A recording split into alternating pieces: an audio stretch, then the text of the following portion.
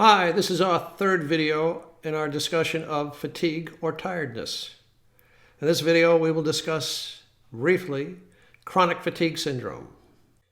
Chronic fatigue syndrome. Chronic fatigue syndrome is a complicated disorder characterized by extreme fatigue that can't be explained by any underlying medical condition. The fatigue may worsen with physical or mental activity, but doesn't improve with rest. The condition is also known as systemic exertion intolerance disease or myalgic encephalomyelitis. The cause of chronic fatigue syndrome is unknown, although there are many theories ranging from viral infections to psychological stress. Some experts believe chronic fatigue syndrome might be triggered by a combination of factors. There's no single test to confirm a diagnosis of chronic fatigue syndrome. A variety of medical tests will be needed to rule out other health problems that have similar symptoms. Treatment of chronic fatigue syndrome focuses on symptom relief.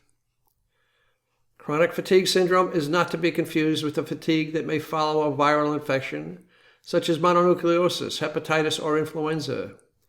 Here, the period of post-viral fatigue will usually resolve over months, but not so with chronic fatigue syndrome.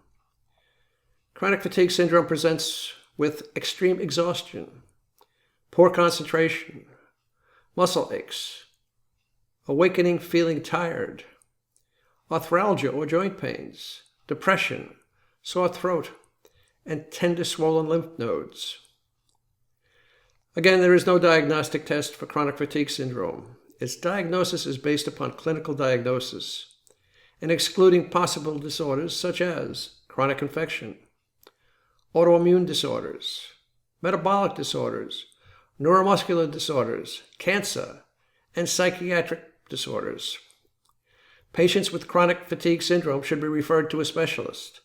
The management of chronic fatigue syndrome requires considerable understanding and support. This is best delivered by a specialist.